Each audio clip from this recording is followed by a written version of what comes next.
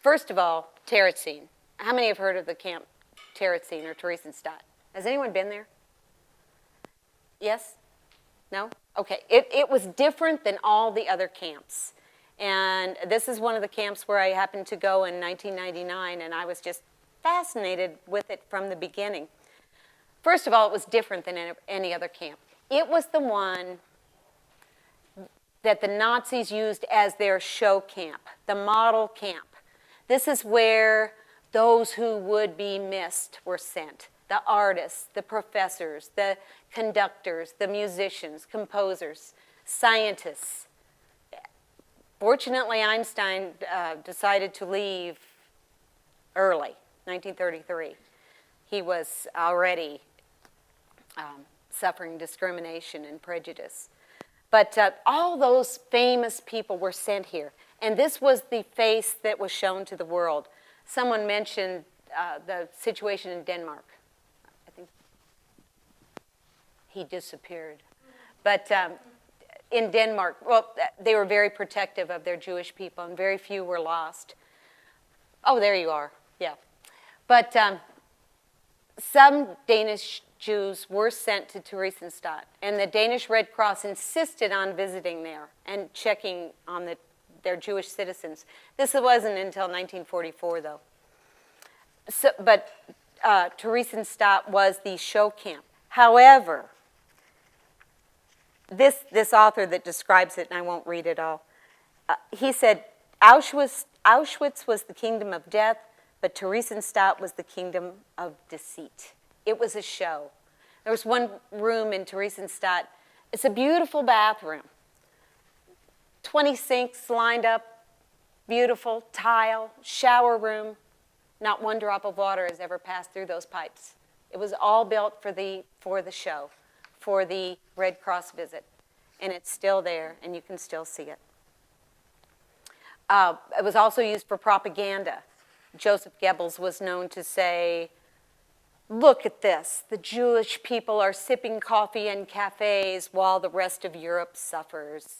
So it was used to fool people. It was used as a propaganda device. But it wasn't. It wasn't a good place.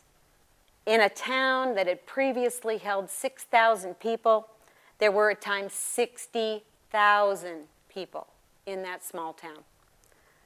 In the course of the existence of the camp, about 4 years, 140,000 people passed through Terezin. 90,000 were sent to death camps, where very few of them survived. 33,000 died in the camp of hunger, of cold, of disease. Of those 140,000, 15,000 were children. About 150 of those children survived, and none of them were under 14. So the face of Terezin was quite different than the reality of Terezin. But they did have art, and they did have music. And just briefly, I wanted to, I hope I'm not getting too long. I'm okay so far.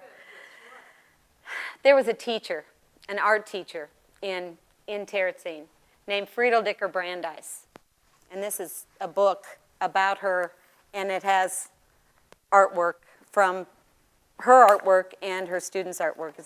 I hope you'll come up and look at these things afterwards if you have time.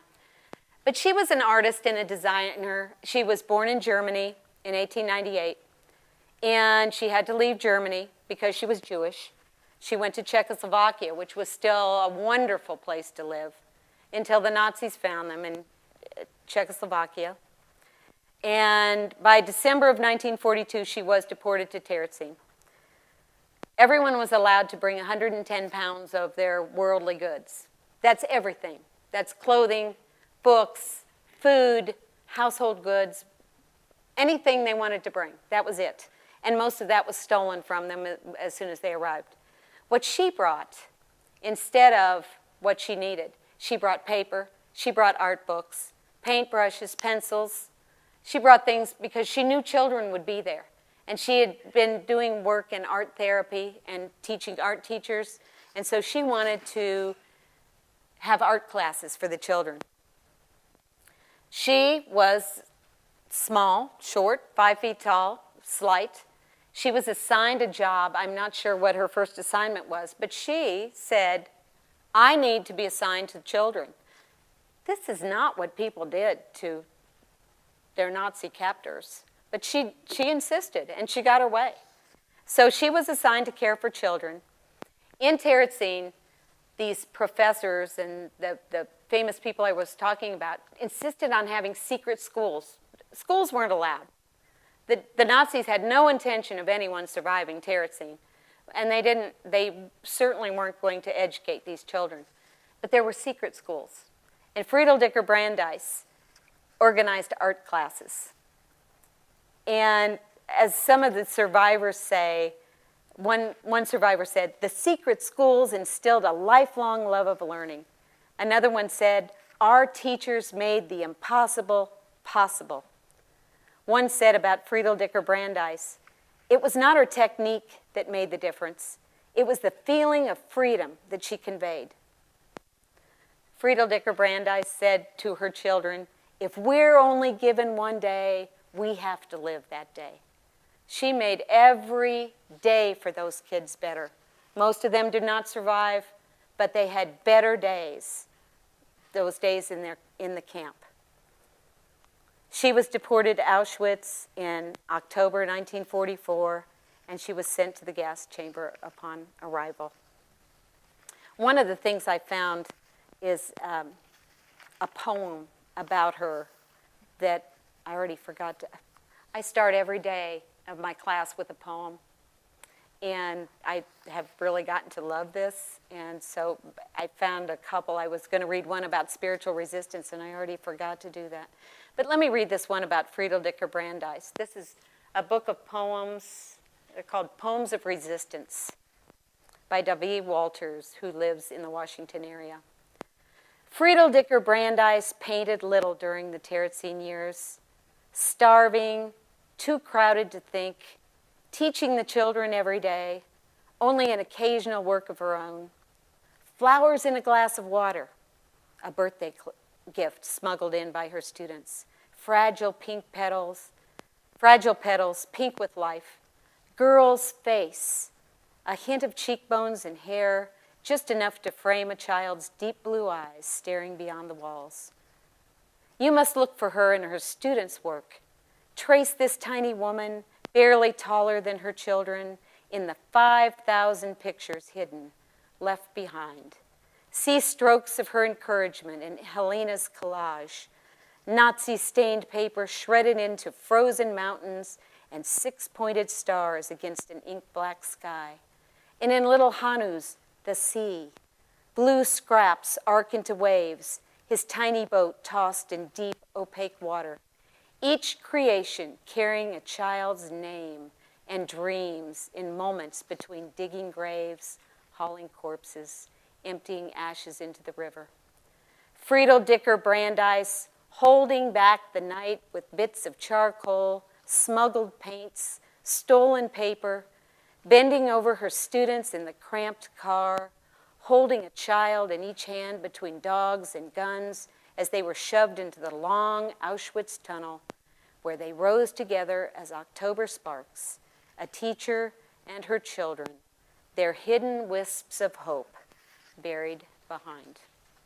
Those 5,000 pictures that are mentioned in the poems were found after the war, hidden in suitcases, and they've been exhibited all over the world. And I forgot that book, but there's a book of those paintings, and they're just wonderful. But these things show the power of art. And as our budget axe falls on our public school budgets, I think we need to keep this in mind. And that's part of what I'm doing with that project, the value of art and music in our schools. And the other thing I want to talk about is Brundabar. It's a children's opera. It was composed in Prague in 1938. The composer was deported to Terezin in 1942. And then in 1943, a friend of his came to Terezin, and the score of Brundabar came with him. So they had this. And he came in July of 1943. They got the idea to put on this play in an attic on a homemade stage made from stolen lumber. And they got the idea in July, and the premiere was in September. 2 months. They got all these kids ready, taught them all the music. The composer, Hans Krasse, had to re-orchestrate everything because he had an orchestra when he wrote it. But when he got to Terezin, there was a piano with no legs and an accordion. And that's what they had. And so they did this, and the brief summary of the play, I see I don't have that part. Marco Rubio. Anyway, it's a very simple story that two children find that their mother is sick. They have to get food for their mother. They go to the town square. They ask for help. And people give them a couple of coins. But the bully Brundebar takes their coins and says, "This is my territory." And the bully Brundebar has the mustache. You know, it's very clear what this was all about. But the Nazis somehow missed it. It's almost like Hogan's Heroes when you think about it. But the children are in despair and they don't know what to do. A dog, a cat, and a bird befriend the children, and they say, "Children, if you gather all your friends together, you can stand up to the bully as a group." And they do, and they win, and they beat the bully. And we talk about, in my classes, we talk about Terezin or Theresienstadt, and we talk about the horrors of the camp, but we also talk about Friedel Dicker Brandeis. We talk about this production of Brundebar. I was so taken with this story in '99 that someday I hoped I could hear the music, and it just grew from there. And I heard the music, I heard a production of it in Chicago. We even took Alfred Salvia with us to Chicago, some of us Cyprus people. And we met Ella Weisberger, who was a survivor, who was in the play. Anyway, we worked together, had it in Evansville. CNN came and did a little story on Brundebar, and they understood what we were doing. They understood it. So I wish we had time for that, but I don't think we do. It's about 14 minutes.